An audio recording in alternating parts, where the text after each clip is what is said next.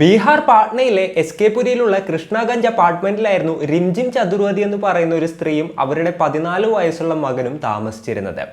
ഇവർക്കൊരു beauty parlour ഉണ്ടായിരുന്നു കേട്ടോ. വീടിൻ്റെ അവിടെ നിന്ന് കുറച്ച് മാറിയിട്ടായിരുന്നു ആ ഒരു ബ്യൂട്ടി പാർലർ ഉണ്ടായിരുന്നത്. അപ്പോൾ എല്ലാ ദിവസവും രാവിലെ ഇവർ മകനെ സ്കൂളിലോട്ട് അയക്കും, അതിനുശേഷം അവരുടെ ബ്യൂട്ടി പാർലറിലോട്ട് പോകും. അതുകൂടാതെ വേറെ ചില ബിസിനസ്സുകളും അവർക്ക് ഉണ്ടായിരുന്നു. ഇവരുടെ ഹസ്ബൻഡിന്റെ പേര് വിശ്വജിത്ത് എന്നായിരുന്നു. ആളൊരു ഡെന്റിസ്റ്റ് ആയിരുന്നു. ഗാസിയാപൂർ ആയിരുന്നു ആളുടെ ക്ലിനിക്ക്. അപ്പോൾ ഇവർ വെക്കേഷൻസിനും കാര്യങ്ങളിലൊക്കെ ഒരുമിച്ച് കൂടും. അല്ലാത്ത സമയത്ത് മകനും ഭാര്യയും ഇവിടെ നിൽക്കും, ആള് അവിടെ നിൽക്കും. അങ്ങനെയായിരുന്നു ഇവരുടെ ഒരു റൊട്ടീനും കാര്യങ്ങളൊക്കെ. എന്നാൽ എല്ലാം തന്നെ ആ ഒരു ദിവസം തകിടം മറിയുകയായിരുന്നു. കൃത്യമായി പറഞ്ഞാൽ നവംബർ 23, 2021. എന്നത്തെയും പോലെ തന്നെ രാവിലെ മകനെ സ്കൂളിലോട്ട് അയക്കിയിട്ട് ഈ ഒരു ചതുർവേദി തൻ്റെ ബ്യൂട്ടി പാർലറിലോട്ട് പോയി. ഈവനിങ് ടൈം ആയപ്പോൾ മകൻ വീട്ടിലോട്ട് തിരിച്ചെത്തി. എന്നാൽ അമ്മ എത്തിയിട്ടുണ്ടായിരുന്നില്ല. മകൻ കുറച്ച് നേരം അവിടെയൊക്കെ വെയിറ്റ് ചെയ്തു. അതിനുശേഷം അമ്മയുടെ ഫോണിൽ ട്രൈ ചെയ്തു. എന്നാൽ ഫോൺ സ്വിച്ച് ഓഫ് ആയിരുന്നു. മകൻ വെയിറ്റ് ചെയ്തു. 6 മണിക്ക് ട്രൈ ചെയ്തു, പിന്നെ 7 മണിക്ക് ട്രൈ ചെയ്തു. എന്നാൽ അമ്മയുടെ ഫോൺ റീച്ച് ആകുന്നുണ്ടായിരുന്നില്ല. അങ്ങനെയാണ് തൊട്ടടുത്തുള്ള അങ്കിളിൻ്റെ അടുത്തോട്ട് ഈ ഒരു മകൻ പോകുന്നതും അതേപോലെ തന്നെ അമ്മയെ വിളിച്ചിട്ട് കിട്ടുന്നില്ല എന്നുള്ളൊരു കാര്യം പറയുന്നതും. അപ്പം അങ്കിളും പറഞ്ഞു, പേടിക്കാനൊന്നുമില്ല, അവളെവിടെയെങ്കിലും പോയതായിരിക്കും, നീ ഇവിടെ നിൽക്ക്, കുറച്ചു നേരം വെയിറ്റ് ചെയ്യും, നമുക്ക് കുറച്ചു നേരം കഴിഞ്ഞിട്ട് കിട്ടില്ല എന്നുണ്ടെങ്കിൽ പോയി നോക്കാമെന്നൊക്കെ പറഞ്ഞ് ആള് ആ ഒരു പയ്യനെ സമാധാനിപ്പിച്ചിട്ട് അവിടെ ഇരുത്തുകയായിരുന്നു. അങ്ങനെ അവർ വെയിറ്റ് ചെയ്തു. 10 മണി വരെ അവർ പല സമയത്തായിട്ട് ആ ഒരു ഫോണിലോട്ട് ട്രൈ ചെയ്യുന്നുണ്ടായിരുന്നു. എന്നാൽ ഫോൺ റീച്ച് ആകുന്നുണ്ടായിരുന്നില്ല. ഒരു 10 മണി ടൈം ആയപ്പോൾ അവർ രണ്ടുപേരും കൂടെ നേരെ ആ ഒരു ബ്യൂട്ടി പാർലറിലോട്ട് പോയി നോക്കുകയായിരുന്നു. അപ്പോൾ ഓൾറെഡി പാർലറൊക്കെ ക്ലോസ് ചെയ്തിട്ട് അവിടെ ഉണ്ടായിരുന്ന പണിക്കാരൊക്കെ വീട്ടിലോട്ട് പോയിട്ടുണ്ടായിരുന്നു. സോ തൊഴിലാളികളെ വിളിച്ച് അന്വേഷിക്കുകയാണ്. അപ്പോൾ അവർ പറഞ്ഞൊരു കാര്യം എന്തായിരുന്നു എന്ന് വെച്ച് കഴിഞ്ഞിട്ടുണ്ടെന്നുണ്ടെങ്കിൽ, മാഡത്തിന് ഒരു 3:15 ടൈമൊക്കെ ആയപ്പോഴത്തേനും ഒരു കോള് വന്നിട്ടുണ്ടായിരുന്നു. അതിനുശേഷം ഒരു മീറ്റിംഗ് ഉണ്ട്, താൻ പോവുകയാണ്, പോയിട്ട് വരാമെന്ന് പറഞ്ഞിട്ട് അവിടെ നിന്ന് ഇറങ്ങിപ്പോയതാണ്. ഏതോ ഒരു ഫ്രണ്ടിൻ്റെ കൂടെ പോയി എന്നാണ് തോന്നുന്നത്. അതിനുശേഷം അവർ വന്നില്ല. അപ്പോൾ ഞങ്ങൾ വിചാരിച്ചു മീറ്റിംഗ് കഴിഞ്ഞ് വീട്ടിലോട്ട് വന്നിട്ടുണ്ടാകും, ഫോണിൽ എന്തെങ്കിലും ചാർജ് കഴിഞ്ഞ് ഓഫ് ആയതായിരിക്കും എന്നാണ് വിചാരിച്ചത്. എന്തെങ്കിലും ഇഷ്യൂ ഉണ്ടോ എന്നായിരുന്നു അവർ ചോദിച്ചത്. ഇതിനിടയിൽ റിംജിം ചതുർവേദിയുടെ അനിയത്തിയായിട്ടുള്ള ശ്വേതയെ ഈ ഒരു പയ്യൻ വിളിച്ചിട്ടുണ്ടായിരുന്നു. അപ്പോൾ ശ്വേത തൻ്റെ റിലേറ്റീവ്സിൻ്റെ അടുത്തും അതേപോലെ തന്നെ ചേച്ചി പോകാൻ സാധ്യതയുള്ള എല്ലാ സ്ഥലങ്ങളിലൊക്കെ വിളിച്ച് അന്വേഷിക്കുന്നുണ്ടായിരുന്നു. അതേപോലെ തന്നെ ഈ ഒരു അങ്കിളും അന്വേഷിക്കുന്നുണ്ടായിരുന്നു. ഇവരൊക്കെ എത്ര അന്വേഷിച്ചിട്ടും ഈ ഒരു ചതുർവേദി എങ്ങോട്ടാണ് പോയതെന്നുള്ളതിനെ കുറിച്ചിട്ട് യാതൊരു ക്ലൂവും കണ്ടെത്താനായിട്ട് സാധിച്ചില്ല. അങ്ങനെയാണ് അന്ന് അവർ നേരെ പോലീസ് സ്റ്റേഷനിൽ പോകുന്നത്, ഇത്തരത്തിലുള്ളൊരു മിസ്സിംഗ് കംപ്ലൈൻറ്റ് ഫയൽ ചെയ്യുന്നതിന് വേണ്ടിയിട്ട്. അവരിങ്ങനെയുള്ള കാര്യങ്ങളൊക്കെ പറഞ്ഞപ്പോൾ പോലീസുകാർ പറഞ്ഞു അവരെന്തെങ്കിലും മീറ്റിങ്ങിനൊക്കെ പോയതായിരിക്കും, അവരെന്തായാലും തിരിച്ചു വരും, എന്തായാലും നിങ്ങൾ നാളെ രാവിലെ വാ, അപ്പോൾ നമുക്ക് നോക്കാമെന്ന് പറഞ്ഞു. അങ്ങനെ വീട്ടുകാർ നേരം വെളുക്കുന്നത് വരെ കാത്തിരുന്നു. എന്നിട്ടും ചതുർവേദി എത്തിയില്ല. അവർ വീണ്ടും പോലീസ് സ്റ്റേഷനിൽ പോയിട്ട് ഇത്തരത്തിലുള്ളൊരു മിസ്സിംഗ് കംപ്ലൈൻറ്റ് ഫയൽ ചെയ്യുകയായിരുന്നു. അപ്പോൾ ഈ ഒരു റിംജിം ചതുർവേദി എന്ന് പറയുന്ന സ്ത്രീക്ക് എന്താണ് സംഭവിച്ചത്? അന്നത്തെ ദിവസം അവർ എങ്ങോട്ടാണ് പോയത്? എന്തിൻ്റെ മീറ്റിങ്ങിന് വേണ്ടിയിട്ടായിരുന്നു അവർ പോയത്? പോലീസുകാർ അവരെ കണ്ടെത്തിയോ? ഇത്തരത്തിലുള്ള കാര്യങ്ങളൊക്കെയാണ് ഇന്നത്തെ വീഡിയോയിലൂടെ നമ്മൾ സംസാരിക്കാൻ പോകുന്നത്. Hello guys, welcome back to the channel. Raseen this side. ഇവർ ഈ കംപ്ലൈൻറ്റ് കൊടുത്ത ദിവസം ഏകദേശം രാവിലെ ഒരു 8 മണിയായിട്ടുണ്ടാവും. ഈ എസ് കെ പുരിയിൽ നിന്നും 24 കിലോമീറ്റർ മാറിയിട്ടുള്ള നവാപൂർ എന്ന് പറയുന്ന ഒരു സ്ഥലത്ത് ആളുകൾ പണിക്കുമായിരുന്നു. രാവിലെ കൃഷി സ്ഥലത്തിലോട്ട് പോവായിരുന്നു. അപ്പോൾ അതിനിടയിൽ ഒരാൾ അപ്പുറത്ത് എന്തോ കിടക്കുന്നതായിട്ട് കാണുകയാണ്. ആൾ നേരെ അതെന്താണെന്ന് അറിയുന്നതിന് വേണ്ടിയിട്ട് അങ്ങോട്ട് ചെന്ന് നോക്കുകയായിരുന്നു. ആ ഒരു കാഴ്ച കണ്ട് അയാൾ ഞെട്ടിത്തെരിച്ചു പോവുകയാണ്. ആള് അലറി വിളിക്കാനും തുടങ്ങി. ആളുടെ ഒച്ചയും മറ്റും കേട്ട് ഗ്രാമവാസികൾ അങ്ങോട്ട് ഓടിക്കൂടുകയായിരുന്നു. അത് ഒരു സ്ത്രീയുടെ മൃതദേഹമായിരുന്നു. തലയിലും മറ്റുമൊക്കെ ബുള്ളറ്റ് വൂൺസ് ഉണ്ടായിരുന്നു. അതായത് അത്രയും ബ്രൂട്ടലായിട്ട് ഒരു തോക്ക് ഉപയോഗിച്ചിട്ട് വെടിവെച്ചിട്ടായിരുന്നു ആ സ്ത്രീയെ കൊലപ്പെടുത്തിയത്. അപ്പോൾ ഈ ഒരു വിവരം നേരെ പോലീസിനെയും അറിയിക്കുകയാണ്. പോലീസുകാർ സ്ഥലത്തെത്തുകയും ചെയ്തു. അതേപോലെ തന്നെ ഫോറൻസിക് ടീമും മറ്റുമൊക്കെ എത്തി. അവർ ഇൻവെസ്റ്റിഗേഷൻ സ്റ്റാർട്ട് ചെയ്തു.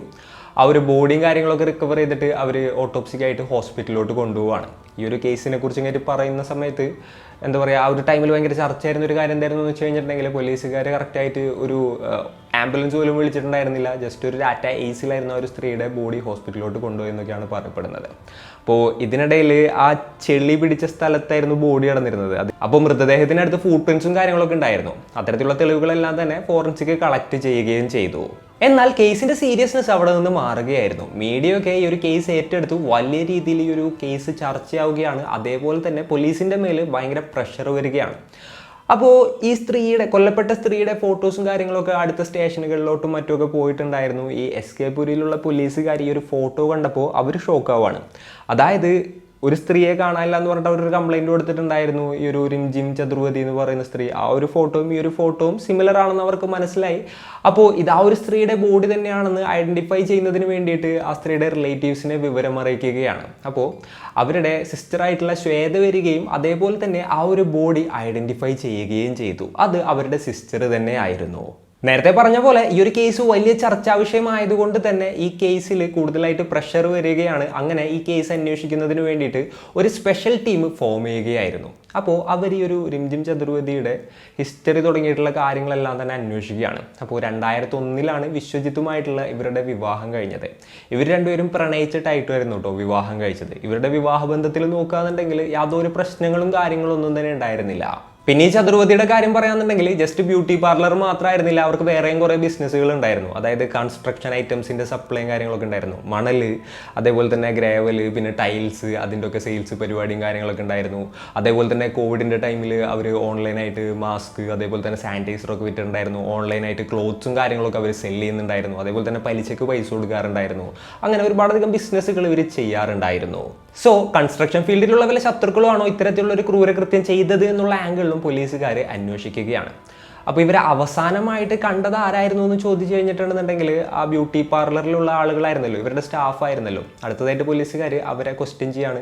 അപ്പോൾ അവർ ഈ എന്താ പറയുക അങ്കിളിൻ്റെ അടുത്ത് നേരത്തെ പറഞ്ഞ കാര്യങ്ങൾ തന്നെയായിരുന്നു പോലീസിൻ്റെ അടുത്തും പറഞ്ഞത്. അതായത് 3:15 ടൈമൊക്കെ ആയ ടൈമിൽ മാഡത്തിന് ഒരു കോൾ വന്നു, എന്തോ ഒരു മീറ്റിംഗ് ഉണ്ടെന്ന് പറഞ്ഞു കഴിഞ്ഞിട്ട് കുറച്ച് നേരം കഴിഞ്ഞപ്പോൾ ഇവിടെ നിന്ന് ഇറങ്ങിപ്പോയി. അതിനുശേഷം പിന്നെ ഞങ്ങൾ അവരെ കണ്ടിട്ടില്ല എന്നുള്ളൊരു തരത്തിലായിരുന്നു ഇവരും പ്രതികരിച്ചത്. അപ്പോൾ പോലീസുകാർ അവിടുത്തെ CCTV വിഷ്വൽസും കാര്യങ്ങളും എല്ലാം തന്നെ പരിശോധിക്കുകയാണ്. അപ്പോൾ എംപ്ലോയീസ് പറഞ്ഞതുപോലെ തന്നെ ആ സ്ത്രീക്ക് 3:15 ടൈം ആയപ്പോഴത്തേനും ഒരു കോള് വന്നിട്ടുണ്ട്. ആ ഒരു കോള് കഴിഞ്ഞ് ഒരു 5 മിനിറ്റ് ആവുന്നതിന് മുൻപ് തന്നെ അവർ സ്റ്റാഫിൻ്റെ അടുത്ത് പറഞ്ഞു കഴിഞ്ഞിട്ട് പുറത്തോട്ട് ഇറങ്ങുന്നുണ്ട്. അപ്പോൾ പുറത്ത് ഇവരെ കാത്തുകൊണ്ടിരുന്നിരുന്നത് ഒരു സ്വിഫ്റ്റ് കാറായിരുന്നു, ഒരു ഗ്രേ കളറിലുണ്ടായിരുന്ന സ്വിഫ്റ്റ് കാറായിരുന്നു. ആ കാറിൻ്റെ അവിടെ ചെന്ന് നിന്ന് ഇവരെന്തൊക്കെയോ സംസാരിക്കുന്നുണ്ട്. അതിനുശേഷം ആ ഒരു കാറിൽ കയറി പോകുന്നുമുണ്ട്. പിന്നെ അവിടുത്തെ CCTVയുടെ കാര്യമൊക്കെ പറയാന്നുണ്ടെങ്കിൽ അത്രയും ക്വാളിറ്റി ഉള്ളതായിരുന്നില്ല. അതുകൊണ്ട് തന്നെ ആ കാറിൻ്റെ രജിസ്ട്രേഷനും കാര്യങ്ങളും ഒന്നും തന്നെ ക്ലിയർ ആയിരുന്നില്ല. സോ ഇവർക്ക് അറിയാവുന്ന ആരോ തന്നെയാണ് ഇവരെ ട്രാപ്പാക്കിയതെന്ന് പോലീസിന് അതോടുകൂടി 100% ഉറപ്പാവുകയാണ്. ഇതിനു മുൻപും പോലീസിന് മനസ്സിലായിട്ടുണ്ടായിരുന്നു ഇവർക്കറിയാവുന്ന ആരോ ആണ് ഇവരെ കൊലപ്പെടുത്തിയതെന്നുള്ളത്. കാരണം ഇവരുടെ ബോഡി കിട്ടിയ ആ ഒരു ടൈമിൽ എന്താ പറയുക, ഇവരുടെ ആഭരണങ്ങൾ അതേപോലെ തന്നെയുള്ള ഒന്നും തന്നെ മോഷണം പോയിട്ടുണ്ടായിരുന്നില്ല. ഇവരുടെ മൂക്കുത്തി ആയിക്കോട്ടെ, കമ്മലായിക്കോട്ടെ, മാല, വള, കൊലുസ് തുടങ്ങിയിട്ടുള്ള ഒന്നും തന്നെ മോഷണം പോയിട്ടുണ്ടായിരുന്നില്ല. സോ വല്ല കള്ളന്മാരോ മറ്റൊക്കെ ആണെന്നുണ്ടെന്നുണ്ടെങ്കിൽ, അല്ലെങ്കിൽ പണത്തിന് വേണ്ടിയിട്ടാണെന്നുണ്ടെങ്കിൽ അതൊക്കെ ഒരു മോഷ്ടിച്ചുകൊണ്ട് പോകേണ്ടതാണ്. ഇവരോട് എന്തോ ഒരു വൈരാഗ്യം ആരോ ഇവരെ ട്രാപ്പ് ചെയ്ത് ഇങ്ങോട്ട് കൊലപ്പെടുത്തിയതാണെന്നുള്ളത് അപ്പം തന്നെ പോലീസിന് മനസ്സിലായിട്ടുണ്ടായിരുന്നു. ഇപ്പോൾ ഈ ഒരു CCTV വിഷ്വൽസും കാര്യങ്ങളൊക്കെ കണ്ടപ്പോൾ അത് 100% ഉറപ്പാവുകയും ചെയ്തു.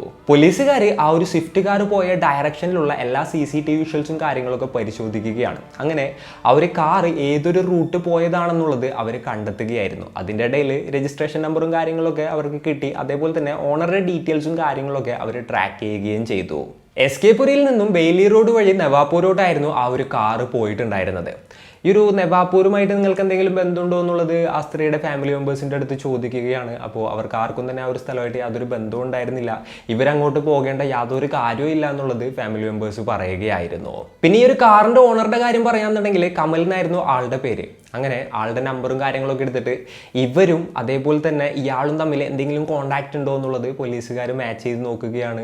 അപ്പോൾ ഈ ഒരു കമലിൻ്റെ നമ്പറിൽ നിന്ന് ഈ ഒരു സ്ത്രീയുടെ 2 നമ്പറുകളിലോട്ടും യാതൊരു തരത്തിലുള്ള ഫോണും കാര്യങ്ങളൊന്നും വന്നിട്ടില്ല. അതേപോലെ തന്നെ ഇവർ അങ്ങോട്ടും വിളിച്ചിട്ടില്ല എന്നുള്ളതൊക്കെ മനസ്സിലാവുകയാണ്. എന്തൊക്കെയാണെന്നുണ്ടെങ്കിലും പോലീസുകാർ നേരെ അയാളുടെ വീട്ടിൽ പോവുകയാണ് ആൾ ക്വസ്റ്റ്യൻ ചെയ്യുന്നതിന് വേണ്ടിയിട്ട്. അപ്പോൾ ആൾ പറഞ്ഞു എനിക്കൊന്നും അറിയില്ല എന്നുള്ളത്. ഇവർ പറഞ്ഞ ദിവസം, അതായത് ഈ 23-ാം തീയതി ആളുടെ ഫ്രണ്ടായിട്ടുള്ള രോഹിത് എന്ന് പറയുന്ന ഒരാളായിരുന്നു കാറ് കൊണ്ടുപോയത്. അന്നത്തെ ദിവസം എന്തൊക്കെയാണ് സംഭവിച്ചതെന്നുള്ളത് എനിക്കറിയില്ല എന്നുള്ളൊരു കാര്യമായിരുന്നു ഇയാൾ പോലീസിൻ്റെ അടുത്ത് പറഞ്ഞത്. അപ്പോൾ പോലീസുകാർ അടുത്തതായിട്ട് രോഹിത്തിൻ്റെ ഡീറ്റെയിൽസും കാര്യങ്ങളൊക്കെ എടുത്തു, ആളുടെ നമ്പറും കാര്യങ്ങളൊക്കെ എടുത്തു. അതിനുശേഷം ഈ ഒരു സ്ത്രീയുമായിട്ട് ഈ രോഹിത്തിന് വല്ല കോണ്ടാക്റ്റ് ഉണ്ടോ എന്ന് പരിശോധിക്കുകയാണ്. അപ്പോഴാണ് പോലീസിന് ആ ഒരു കാര്യം മനസ്സിലാകുന്നത്. അതായത് ഈ ഒരു സ്ത്രീയും രോഹിത്തും തമ്മിൽ സ്ഥിരമായിട്ടുള്ള കോണ്ടാക്റ്റ് ഉണ്ട്. അതായത് ഫ്രീക്വൻ്റ് ആയിട്ട് ഇവർ തമ്മിൽ അങ്ങോട്ടും ഇങ്ങോട്ടും വിളിക്കാറും കാര്യങ്ങളൊക്കെ ഉണ്ട്. അങ്ങനെ രോഹിത്തിനെ കസ്റ്റഡിയിൽ എടുക്കുന്നതിന് വേണ്ടിയിട്ട് പോലീസുകാർ രോഹിത്തിൻ്റെ വീട്ടിൽ ചെല്ലായിരുന്നു. ആ വീട് ആ സമയത്ത് പൂട്ടിയിട്ടിരിക്കുകയായിരുന്നു. അപ്പോൾ നൈബേഴ്സിൻ്റെ അടുത്തും മറ്റൊക്കെ ചോദിച്ചു ഇവരെങ്ങോട്ട് പോയി എന്നുള്ളത്. അപ്പോൾ മുസാഫർ ഏരിയയിൽ ഇവരുടെ ഏതൊരു റിലേറ്റീവിൻ്റെ എന്തോ ഫംഗ്ഷനും കാര്യങ്ങളൊക്കെ ഉണ്ട്, അതിന് വേണ്ടിയിട്ട് ഫാമിലി ആയിട്ട് പോയേക്കാണ്, അവിടെ ഉണ്ടാവും അവരെന്നുള്ള കാര്യം പോലീസിൻ്റെ അടുത്ത് പറയുകയാണ്. പോലീസുകാർ നേരെ തന്നെ ആ ഒരു സ്ഥലത്തോട്ട് ചെല്ലുകയും അതേപോലെ തന്നെ ഇയാളെ ട്രാക്ക് ചെയ്യുകയും അതേപോലെ ഇയാളെ കസ്റ്റഡിയിൽ എടുക്കുകയും ചെയ്തു. ആദ്യം പോലീസുകാർ ഇയാളെ ക്വസ്റ്റ്യൻ ചെയ്തപ്പോൾ തനിക്കും ഇതിനും തമ്മിൽ യാതൊരു പങ്കുമില്ല, തനിക്ക് അറിയില്ല എന്നുള്ളൊരു തരത്തിലായിരുന്നു ആൾ പറഞ്ഞിരുന്നത്. എന്നാൽ പോലീസുകാർ കറക്റ്റായിട്ട് ഇയാളുടെ അടുത്ത് ഇങ്ങനെ കാര്യങ്ങൾ ചോദിക്കുകയാണ്. അതായത് ലാസ്റ്റ് കോൾ ഇയാളുടെയാണ്, ഇയാൾ തന്നെയാണ് വണ്ടിയിൽ കയറ്റി കൊണ്ടുപോയത്. അപ്പോൾ പോലീസുകാർ അവരുടേതായിട്ടുള്ള സ്റ്റൈലിൽ നല്ല രീതിയിൽ ക്വസ്റ്റ്യൻ ചെയ്തപ്പോൾ അവസാനം ഇയാൾ സമ്മതിക്കുകയായിരുന്നു. അപ്പോൾ രോഹിത്തിൻ്റെ സ്റ്റേറ്റ്മെൻറ്റ് നോക്കുകയാണെന്നുണ്ടെങ്കിൽ രോഹിത് BSc കെമിസ്ട്രിയാണ് പഠിച്ചിട്ടുണ്ടായിരുന്നത്. സ്റ്റഡീസും കാര്യങ്ങളൊക്കെ കഴിഞ്ഞിട്ട് ആൾക്ക് ഒരു ചെറിയ കമ്പനിയിൽ ജോലി കിട്ടി. 10,000 രൂപയായിരുന്നു കേട്ടോ ആളുടെ സാലറി. അപ്പോൾ ആൾക്ക് 2 സിസ്റ്റേഴ്സ് ആയിരുന്നു ഉണ്ടായിരുന്നത്. 2014 ഒരു സിസ്റ്ററിൻ്റെ വിവാഹം കഴിഞ്ഞു, 2018 വേറൊരു സിസ്റ്ററിൻ്റെ വിവാഹം കഴിഞ്ഞു. അപ്പോൾ ഈ 2 വിവാഹവും ലോൺ എടുത്തിട്ടൊക്കെ ആയിരുന്നു നടത്തിയിട്ടുണ്ടായിരുന്നത്. അതിൻ്റെ അടവുകളും കാര്യങ്ങളൊക്കെ ഉണ്ടായിരുന്നു. ആ അടവ് തന്നെ ഒരു 10,000 രൂപ വരും. ഇയാൾക്കുള്ള ആകെ സാലറി 10,000 ആണ്. അപ്പോൾ അതിനുശേഷം ഇയാളുടെ ചിലവ് അതേപോലെ തന്നെ വീട്ടിലത്തെ അച്ഛൻ്റെ അമ്മയുടെയും ചിലവും കാര്യങ്ങളൊക്കെ നോക്കുകയാണെന്നുണ്ടെന്നുണ്ടെങ്കിൽ ഭയങ്കര ബുദ്ധിമുട്ടിലൂടെയായിരുന്നു ആൾ മുന്നോട്ട് പോയിക്കൊണ്ടിരുന്നിരുന്നത്. അപ്പോൾ ഇതിൻ്റെ പേരിൽ ആൾക്ക് ഫുൾ ടൈം സ്ട്രെസ്സായിരുന്നു. ഏത് ചെയ്യുന്ന അറിയാതെ ഇങ്ങനെ നടക്കുകയായിരുന്നു. അവിടെ നിന്നൊക്കെ കടം വാങ്ങിയൊക്കെ ആയിരുന്നു ഇയാളിങ്ങനെ മുന്നോട്ട് പോയിക്കൊണ്ടിരുന്നിരുന്നത്.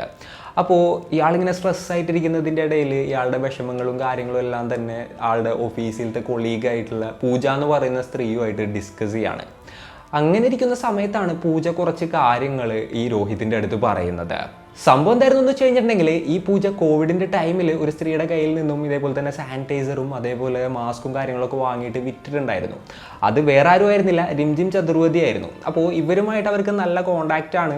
അപ്പോൾ ഇവർക്ക് വേറെയും ബിസിനസ്സും കാര്യങ്ങളൊക്കെ ഉണ്ട്. അതേപോലെ തന്നെ വേറെയും കുറേ പരിപാടികളുണ്ട്. ഇവരുടെ വീട്ടിലാകെപ്പാടെ 14 വയസ്സുള്ള ഇവരുടെ മകൻ മാത്രമേ ഉള്ളൂ. ഞാനുമായിട്ട് നല്ല ഫ്രണ്ട്സാണ്. അപ്പോൾ വേണമെന്നുണ്ടെങ്കിൽ ഞാൻ നിന്നെ ഇൻട്രൊഡ്യൂസ് ചെയ്ത് തരാം, എന്തെങ്കിലും ഒരു ഹെൽപ്പ് അവരെ കൊണ്ട് ഉണ്ടാവുമെന്നൊക്കെ ഇവർ പറയുകയാണ്. ഈ പൂജ ഈ രോഹിത്തിൻ്റെ അടുത്ത് പറയുകയാണ്. ഇതിന് ആൾ ഓക്കെ പറയുകയും ചെയ്തു. അങ്ങനെ പൂജ ചതുർവേദിയോട് സംസാരിക്കുകയാണ്. ഒരു ദിവസം രോഹിത്തിനെയും കൊണ്ട് പൂജ ചതുർവേദിയുടെ വീട്ടിലോട്ട് പോയി. അവിടെ ഇരുന്ന് ഇവരെല്ലാവരും സംസാരിച്ചു. തൻ്റെ പ്രശ്നങ്ങളെല്ലാം തന്നെ ഈ രോഹിത് ചതുർവേദിയുടെ അടുത്ത് പറയാണ്. അപ്പോൾ അവർ പറഞ്ഞ കാര്യങ്ങൾ എന്തായിരുന്നു എന്ന് വെച്ച് കഴിഞ്ഞിട്ടുണ്ടെന്നുണ്ടെങ്കിൽ ഒരു പൂജ ചെയ്ത് കഴിഞ്ഞിട്ടുണ്ടെന്നുണ്ടെങ്കിൽ പ്രശ്നങ്ങളൊക്കെ മാറും എന്നുള്ളതായിരുന്നു. അതായത് അവർ ദുർമന്ത്രവാദവും കാര്യങ്ങളൊക്കെ പ്രാക്ടീസ് ചെയ്യുന്ന ഒരാളായിരുന്നു. അതായത് അത്തരത്തിലുള്ള പൂജകളിലൂടെയും മറ്റുമൊക്കെ നിങ്ങൾക്ക് സമ്പൽ സമൃദ്ധി നേടിത്തരാമെന്നുള്ളൊരു കാര്യം ഇവർ വാക്ക് കൊടുക്കുകയാണ്. അപ്പോൾ അതിന് വേണ്ടിയിട്ട് കുറച്ച് പൂജാ സാധനങ്ങൾ വേണം, തങ്കക്കാശ് വേണം, കൊലുസ് വേണം, അങ്ങനെയുള്ള കാര്യങ്ങളൊക്കെ വേണം. അതും കൊണ്ട് വരാനായിട്ട് ഇയാളുടെ അടുത്ത് പറയുകയാണ്. ഇയാളുടെ കയ്യിലാണെന്നുണ്ടെങ്കിൽ 10 പൈസ ഇല്ല. ഇയാളുടെ ഫ്രണ്ട്സിൻ്റെ അടുത്തു നിന്നും മറ്റുമൊക്കെ കടം വാങ്ങുകയാണ്. ഈ പൂജ ചെയ്ത് കഴിഞ്ഞിട്ടുണ്ടെന്നുണ്ടെങ്കിൽ എന്തായാലും ഫലം ഉണ്ടാവും എന്നുള്ളത് ആളുടെ കൂട്ടുകാരിയായിട്ടുള്ള പൂജയും ഉറപ്പ് കൊടുക്കുകയാണ്. അങ്ങനെയൊക്കെ വന്നപ്പോൾ ഇയാൾ ഇതേപോലെ തന്നെ കാശൊക്കെ വാങ്ങി സെറ്റാക്കി ഇത്തരത്തിലുള്ള പൂജയും കാര്യങ്ങളൊക്കെ നടത്തി. പൂജ നടത്തി കഴിഞ്ഞപ്പോൾ ചെറിയ രീതിയിൽ ആൾക്കൊരു മനസ്സമാധാനം ഉണ്ടായിരുന്നു എന്നുണ്ടെന്നുണ്ടെങ്കിലും പ്രത്യേകിച്ച് മെച്ചൊന്നും ഉണ്ടായിരുന്നില്ല ആളുടെ ലൈഫിൽ. പിന്നെയും കുറച്ച് മാസങ്ങൾ കഴിഞ്ഞു പോയി. വലിയ വർക്കാവാണ്ടായപ്പോൾ പിന്നെയും ചെറിയ പൂജയും കാര്യങ്ങളൊക്കെ നടത്തിയിട്ടുണ്ടായിരുന്നു. എന്നാലും വലിയൊരു പുരോഗതിയൊന്നും ആളുടെ ലൈഫിൽ ഉണ്ടായിരുന്നില്ല. ഇത്രയും കാലം പൂജയും കാര്യങ്ങളൊന്നും വർക്കാവാതിരുന്നപ്പോൾ ചതുർവേദിയുടെ അടുത്ത് ഈ രോഹിത് കാര്യം പറയുകയാണ്. അപ്പോൾ ചതുർവേദി പറഞ്ഞു, ഇതിൽ വലിയൊരു പൂജ ഉണ്ട്, അത് ചെയ്ത് കഴിഞ്ഞാൽ നിന്റെ പ്രശ്നങ്ങളൊക്കെ ഓക്കെ ആവും, അതിന് 1,00,000 രൂപ ചിലവിട്ടെന്ന് പറഞ്ഞു. ആ ഒരു പ്രൈസ് കേട്ടപ്പോൾ തന്നെ രോഹിത് ആകെപ്പാടെ ഞെട്ടിപ്പോവാണ്. ആളുടെ കയ്യിൽ അത്രയും പൈസ ഒന്നും എടുക്കാനുണ്ടായിരുന്നില്ല. പിന്നെ ഓൾറെഡി കുറേ പൈസ ഈ പൂജക്കും മറ്റൊക്കെ വേണ്ടി ആൾ കളഞ്ഞിട്ടുണ്ടായിരുന്നു. സോ ഇനി പൂജ ഒന്നും ചെയ്യണ്ട, ഇനി ഉള്ളത് മതി, പോയ പൈസ പോയി എന്നുള്ളൊരു മൈൻഡിൽ ആളിങ്ങനെ നിൽക്കുകയായിരുന്നു. അതിനുശേഷം ആൾ ചതുർവേദിയെ നൈസായിട്ട് അവോയ്ഡ് ചെയ്യാനും തുടങ്ങി. ഈ അവോയ്ഡ് ചെയ്തത് ചതുർവേദിക്ക് തീരെ ഇഷ്ടമായില്ല. ഇയാൾ പൂജ ചെയ്യാൻ വരാത്തതിലും കൂടുതൽ ദേഷ്യം ഉണ്ടാക്കിയ ഒരു കാര്യം ചതുർവേദിയെ അവോയ്ഡ് ചെയ്തതായിരുന്നു എന്നുള്ളൊരു തരത്തിലാണ് ഇയാൾ പോലീസിൻ്റെ അടുത്ത് പറഞ്ഞത്. അതിനുശേഷം ചതുർവേദി ഇയാളെ ഭീഷണിപ്പെടുത്താനായിട്ട് തുടങ്ങി. നീ എന്താ പറയുക, എന്നെ അവോയ്ഡ് ചെയ്ത് കഴിഞ്ഞിട്ടുണ്ടെങ്കിൽ ഞാൻ പറയണ പോലെ ഒന്നും ചെയ്തില്ല എന്നുണ്ടെന്നുണ്ടെങ്കിൽ നിനക്കെതിരെ ഞാൻ പൂജ ചെയ്യും. അപ്പോൾ എൻ്റെ ദുർമന്ത്രവാദവും കാര്യങ്ങളൊക്കെ ഞാൻ ചെയ്ത് കഴിഞ്ഞിട്ടുണ്ടെന്നുണ്ടെങ്കിൽ നിനക്ക് ജീവിതത്തിലൊരു സമാധാനം ഉണ്ടാവില്ല, നീ ഒരു കാലത്തും രക്ഷപ്പെടില്ല, എന്തായാലും നീ പെട്ടുപോകും. അതുകൊണ്ട് അങ്ങനെയുള്ള കാര്യങ്ങളൊന്നും വേണ്ടാന്ന് പറഞ്ഞു. അപ്പോൾ പിന്നെയും ഇയാൾ പേടിച്ചുകൊണ്ട് ഈ ഒരു ചതുർവേദിനായിട്ട് സംസാരിക്കുകയാണ്.